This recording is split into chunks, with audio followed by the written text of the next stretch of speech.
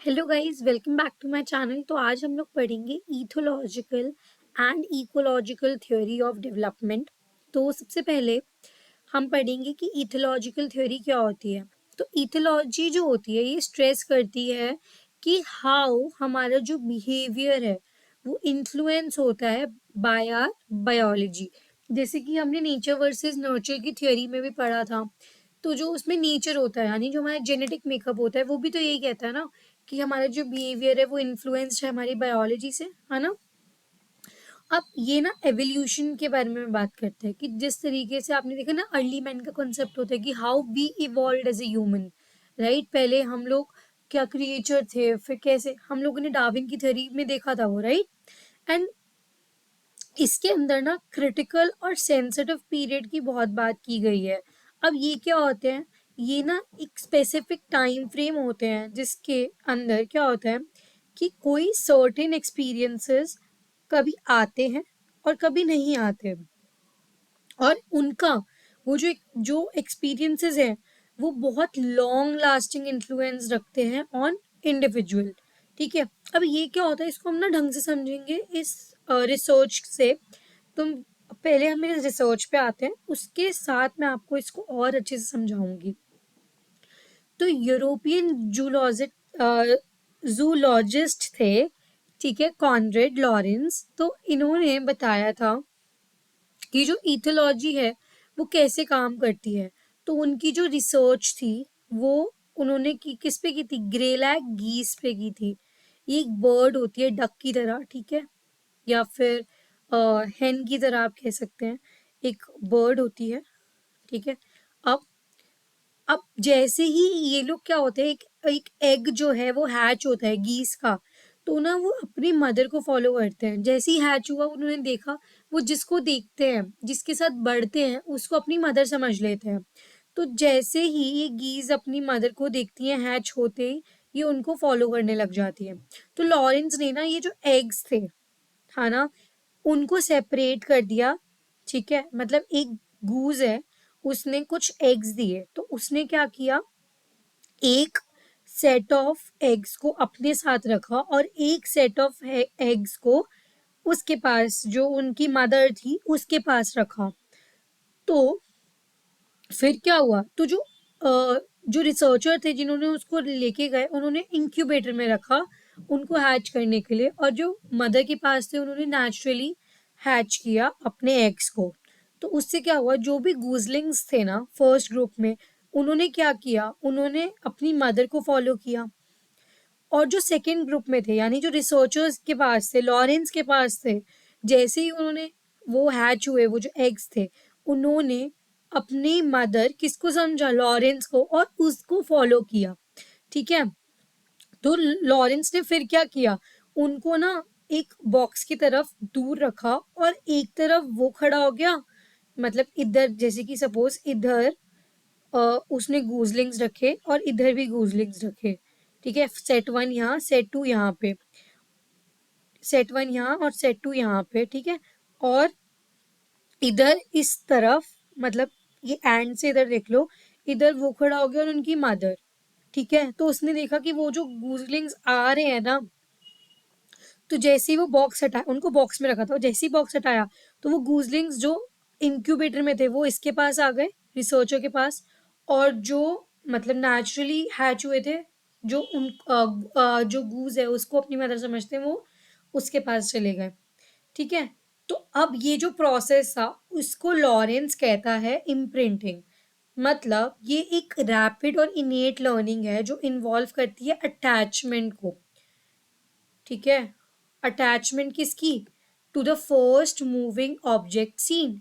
जो पहली उन्होंने मूविंग चीज देखी उससे वो अटैच्ड हो गए, और उस चीज को हम कहते हैं इम्प्रिंटिंग अकॉर्डिंग टू लॉरेंस। ठीक है। सिमिलरली अब ये जो जॉन बॉलवाय थे, इनकी हमने अटैचमेंट थ्योरी भी पढ़ी है, राइट।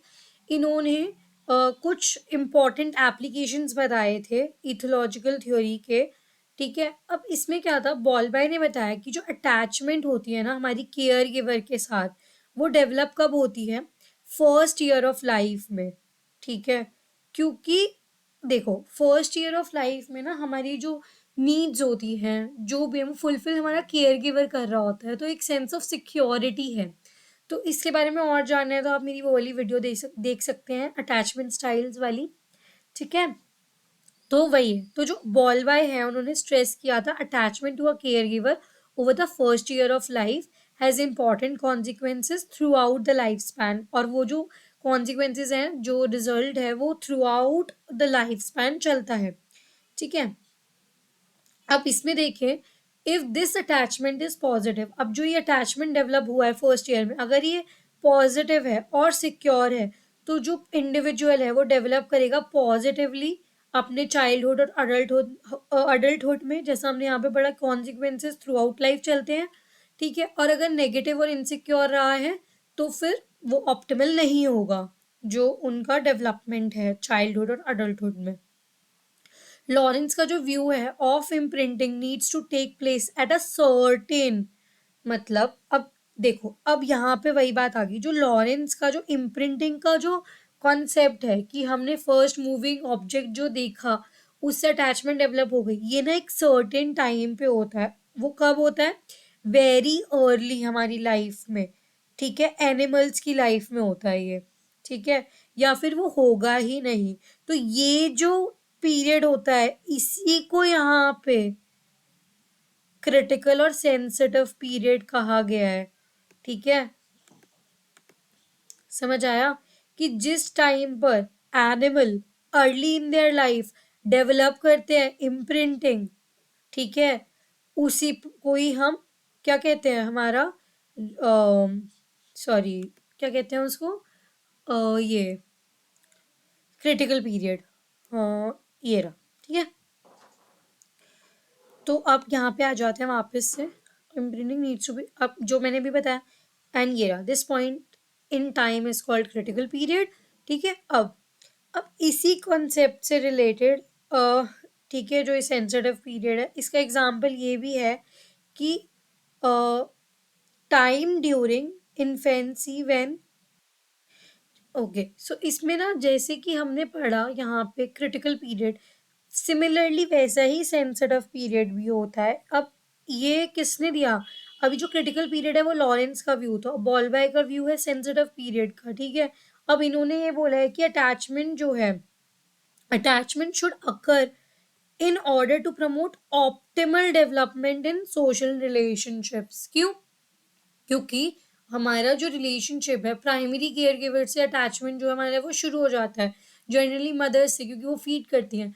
बट बाकी जैसे हमारे grand parents, siblings, father, day care में भी हम रहते हैं, तो कुछ बच्चे जो रहते हैं तो उनका वहाँ पे डेवलप होता है। तो ये क्या है? सोशल रिलेशनशिप्स के लिए, तो उस पॉइंट को क्या कहते हैं? सेंसिटिव पीरियड, जब बच्चा सेंसिटिव है और वो एक अटैचमेंट डेवलप कर रहा है। ठीक है, और इसके अंदर obviously biological foundation of development होती है, तो इसको एवोल्यूशनरी साइकोलॉजी में बहुत काम आता है ये, जो हमारी इथोलॉजिकल थ्योरी है। ठीक है, अब इसके बारे में थोड़ी सी एक्स्ट्रा जानकारी, अब इसकी कंट्रीब्यूशन जो रही है इथोलॉजिकल थ्योरी की, ये फोकस करती है मेनली वही बायोलॉजिकल एंड एवोल्यूशनरी, यहाँ पे भी हमने पढ़ा ना एवोल्यूशनरी साइकोलॉजी में, basis of development and use of careful observation in naturalistic settings। ये naturalistic settings में देखा ना जो लॉरेंस का था एक्सपेरिमेंट, क्रिटिसिज्म भी है इसमें, क्योंकि इन्होंने ना ज़्यादातर बायोलॉजिकल फाउंडेशन की बात करी है and believe that the critical and sensitive period जो है वो बहुत रिजिड है।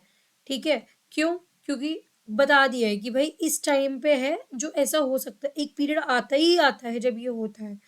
ठीक है, तो ये थोड़ा रिजिड है कि हाँ ऐसा है, मतलब थोड़ा इसमें लीनियंसी नहीं है बेसिकली, और इसमें बायोलॉजिकल फाउंडेशन के बारे में ज़्यादा बात की गई है।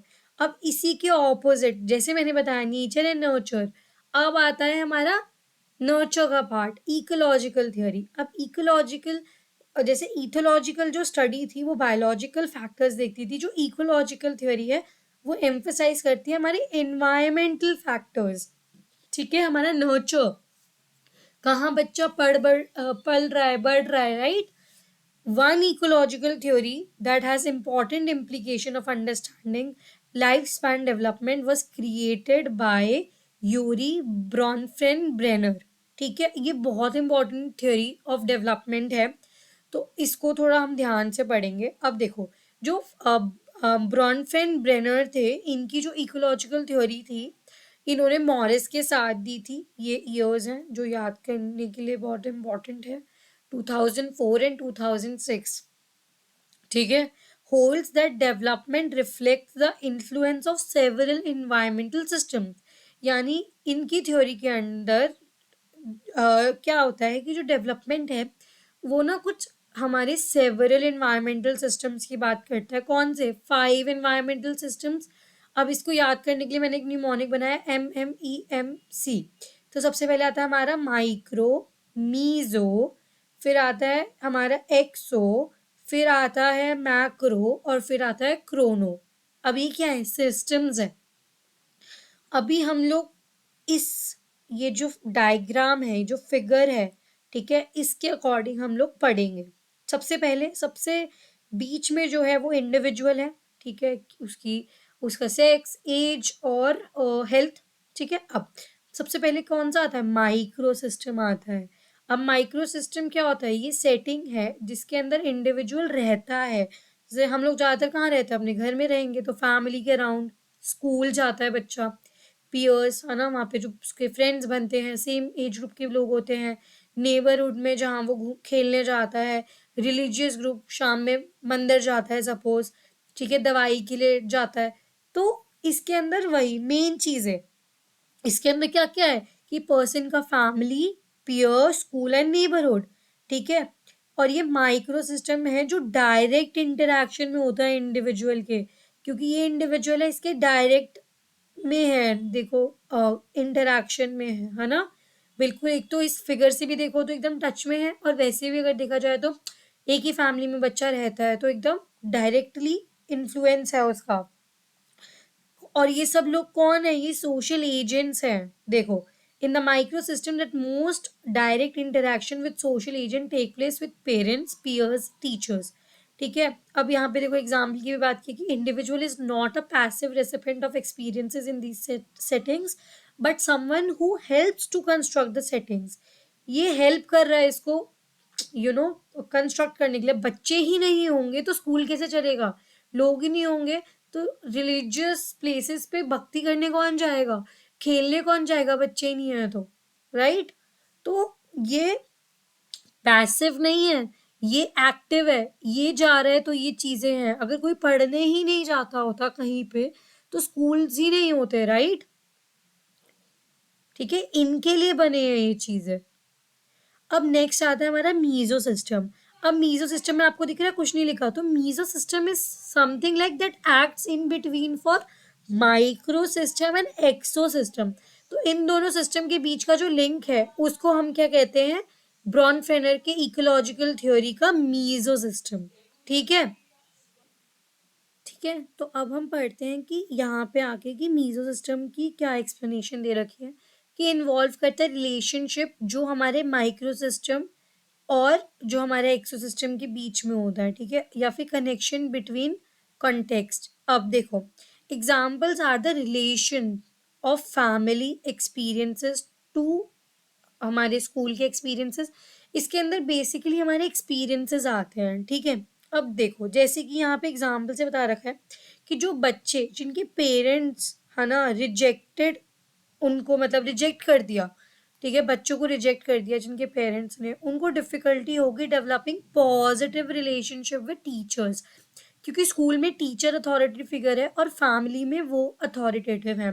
तो अगर पेरेंट्स जो है वो निग्लेक्टफुल हैं, बच्चे को रिजेक्ट कर रहे हैं, तो समवेयर वो एसोसिएट कर लेंगे उसको भी टीचर के साथ।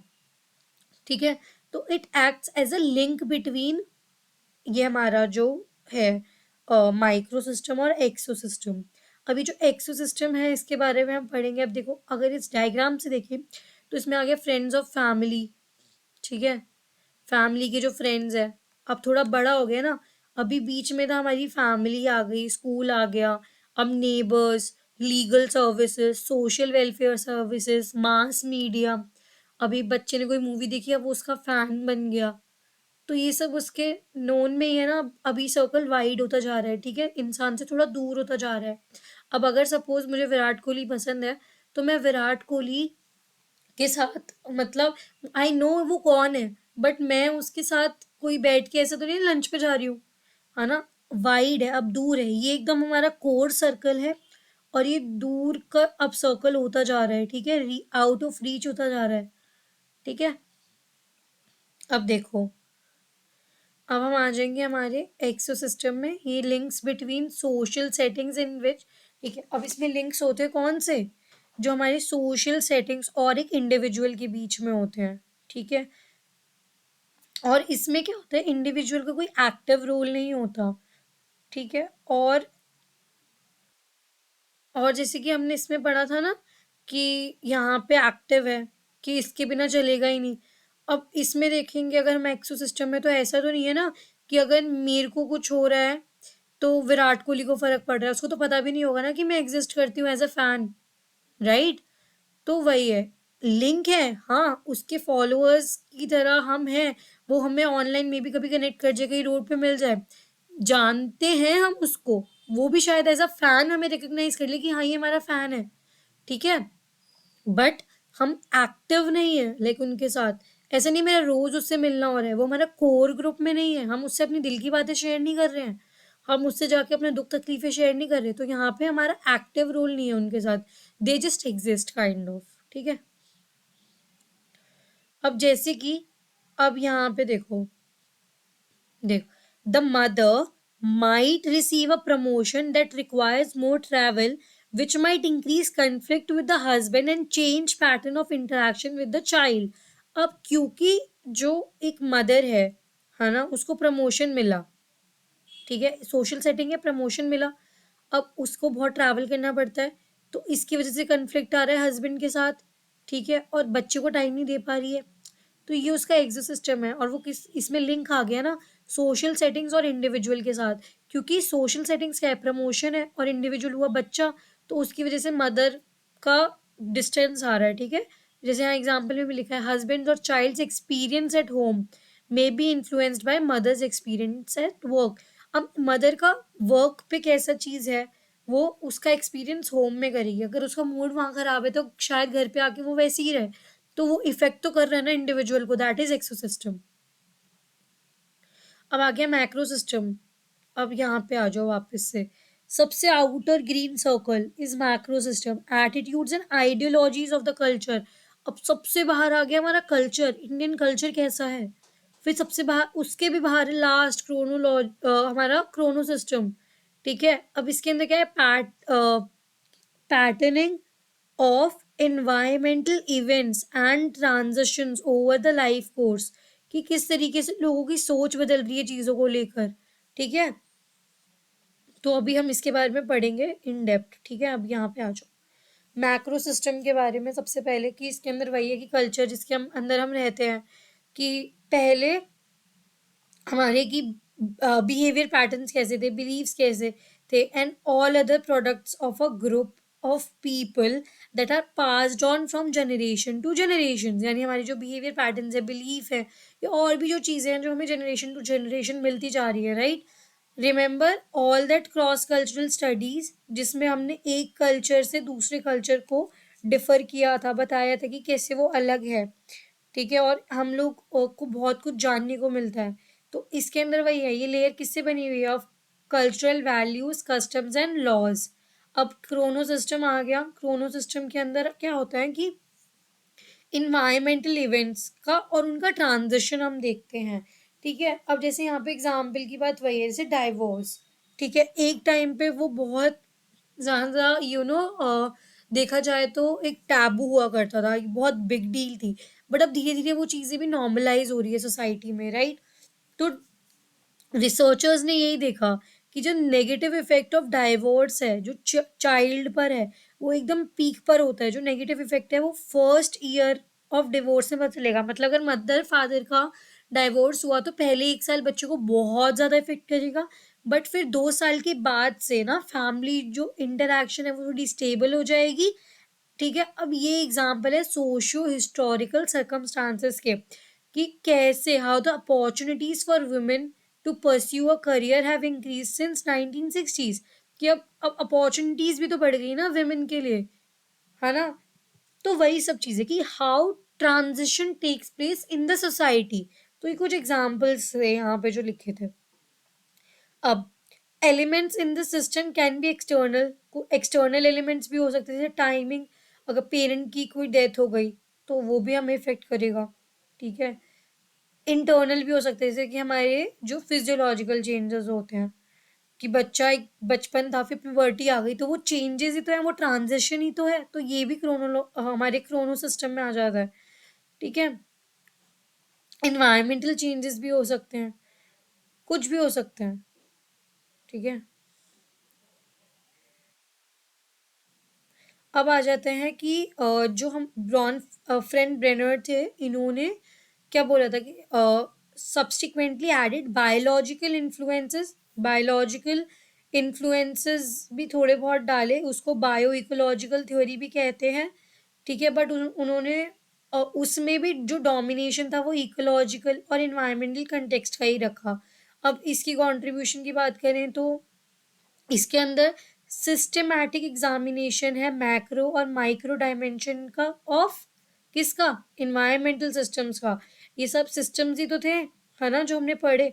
तो उनका अच्छे से पूरा सिस्टमैटिक एग्जामिनेशन था, एंड अटेंशन जो दी गई थी, जो कनेक्शन था किसके बीच में, इन्वायरमेंटल सिस्टम्स के बीच में, how these layers are interacting with each other, ठीक है। ये अब जो नेबर्स हैं वो एक ही सोसाइटी में रह रहे हैं, तो वो हमारे कल्चर का पार्ट है, कल्चर पूरी हमारी इंडिया का पार्ट है, तो एवरीथिंग इज, और एक इंडिविजुअल इंडिया का भी पार्ट है सपोज, राइट। तो how they all are interconnected और linked with each other, right. तो वही है। अब आगे, अब इनकी जो कंट्रीब्यूशन है, उन्होंने एम्फेसाइज किया था किस पे, range of social context beyond the family such as neighborhood, religion, school, workplace, सबकी बात की इन्होंने, ठीक है, कि वो कैसे चाइल्ड की डेवलपमेंट में इन्फ्लुएंस करते हैं। और इसका क्रिटिसिज्म यही है कि इन्होंने बायोलॉजिकल फैक्टर्स पे ज़्यादा अटेंशन नहीं दी, इनएडुक्वेट अटेंशन टू बायोलॉजिकल फैक्टर्स, और इन्होंने बहुत ही ज़्यादा कम एम्फेसिस कॉग्निटिव फैक्टर्स को दिया, लाइक कॉग्निटिव फैक्टर्स और बायोलॉजिकल फैक्टर्स पे ज़्यादा टेंशन ही नहीं दी, सिर्फ हमारे इन्वायरमेंटल और ये जो हमारे सोशल फैक्टर्स होते हैं उस पे ज़्यादा ध्यान दिया। So that's all for today. तो आज की थ्योरी में बस इतना ही था। Meet you guys in the next session. Don't forget to like share and subscribe. Bye bye.